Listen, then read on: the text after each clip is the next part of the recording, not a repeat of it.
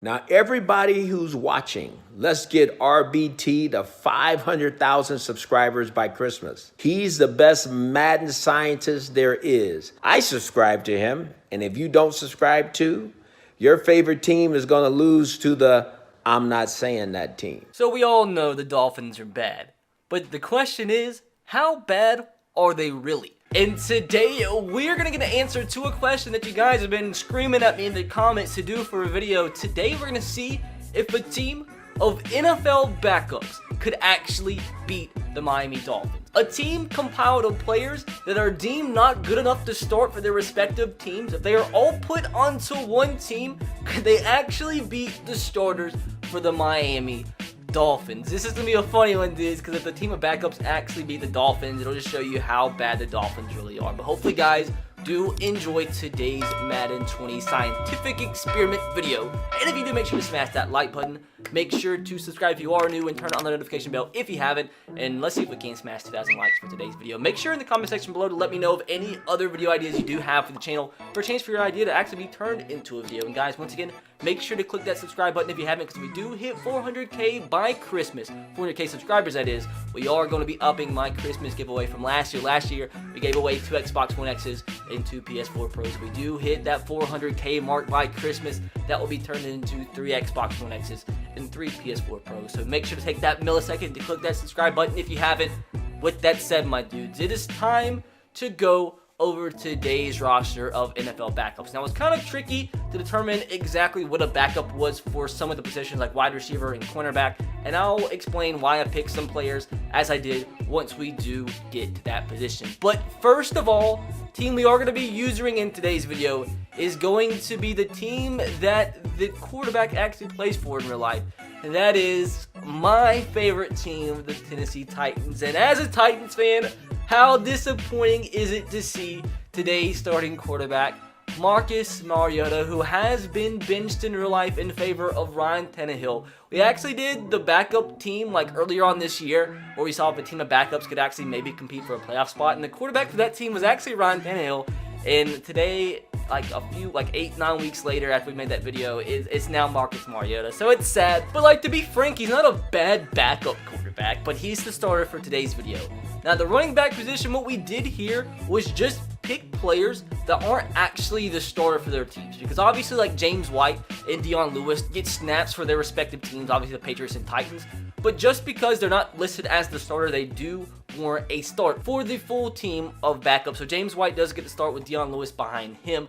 Now, at the wide receiver position, the way I picked this team was we selected receivers that are listed 4th and lower on their respective depth charts, because normally you see like 3 wide receiver formations, so players that were below the starting 3 were deemed eligible for today's roster. That's led by Ryan Switzer, who's also going to return kicks and punts for us, JJ Arcega-Whiteside at a 73 overall, Brashad Perryman at a 72, Michael Floyd at a 70, and Cameron Bateson at a 66. Now, the tight end position was tight ends that were listed 2 or lower, and tight ends in real life that don't necessarily get the starts. Vernon Davis is going to be the starter, the veteran, at an 81 overall, with Michael Pruitt behind him at a 72. Now, the offensive line is atrocious, absolutely atrocious, but to be frank, is not necessarily that much worse than what the Dolphins starting offensive line is. So at left tackle, we have Donald Penn at a 75 overall. Now, the left guard position, we have Alex Lewis at a 73. Center, we have Joe Looney at a 69. Now, once again, guys, you might see a few guys who actually have stepped into starting roles because of injuries, but even if, like, they're still technically the backup. So if you see a few that are starting in replace of somebody injured, like, that's why. At right guard position, we have Drew Samia at a 67. At right tackle, George Fant at a 68. Now, moving on to the team of backups on the defensive side of things. Starting left in, we have Trent Murphy at a 77. Jeffrey Simmons is there just because we can't trade him, because in this roster, he's still listed as injured. So he just can't be traded. Like, Madden offline roster creation is stupid. So he won't see playing time, but he's here nonetheless. Now, at the right end position, we have Adrian Claiborne from the Falcons at a 77 overall. In the defensive tackle position, we have Malik Jackson at an 80, Steve McClendon at a 79, and Tim Jernigan. Look at those teeth, man. What a guy. Now, moving on to the linebacker core. On the left side, we have Brooks Reed at a 77 overall, with DeAndre Walker behind him. Middle linebacker, Danny Trevathan at an 80, and Shaq Thompson behind him at a 78. On the right side, Michael Kendricks at an 80 overall. And once again, the guys in the linebacker core, basically they were just not listed at number 1 in their depth chart. So that's why they were deemed eligible for today's roster. So the cornerback situation is the same exact as the wide receiver situation. Cornerbacks that were listed below 3 in their respective depth charts were deemed eligible for today's roster.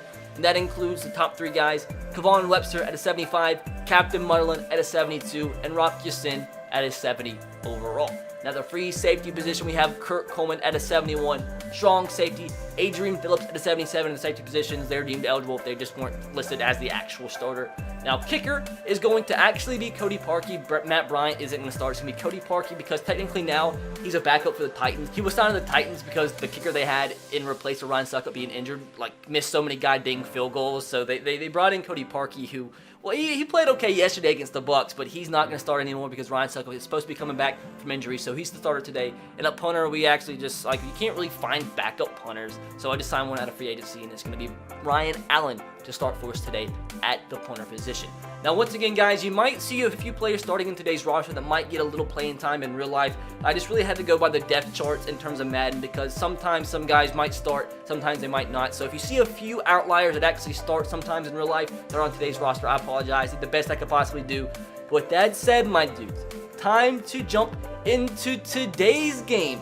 Can a team of backups, team of players that aren't deemed good enough to play for their respective teams combine into one to actually beat the Miami Dolphins? So I'm actually interested to see the overall difference. We're actually a 75 overall team. That's not bad whatsoever for a team of backups. I think the Dolphins are actually relatively close. They might actually be a lower overall team than this team of backups. And they're going to be a 74 overall. How embarrassing is that? Like, the Dolphins overall, like, fluctuates a lot throughout Madden. As you see Kenny Stills on the roster, he's not going to start for him. I went ahead and took him off the depth chart. So just in case you're wondering about that, we'll actually give the Dolphins the home field advantage here.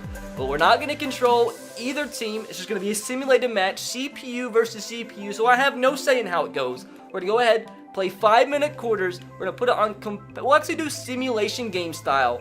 We're actually going to have the event type be Super Bowl. So can a team of backups technically beat the Miami Dolphins in Super Bowl 54?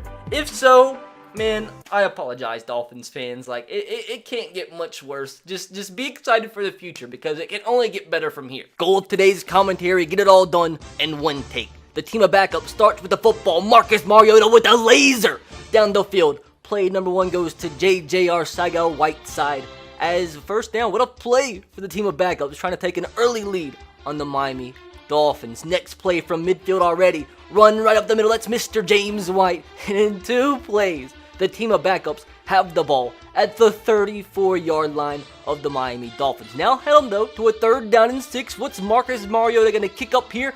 Another wide open pass. That's Ryan Switzer. Looks like a little ant on the field, but the ant does just enough to sting and pick up the first down. Another 3rd down along the Marcus Mariota. This time throws the ball at the grass pedal.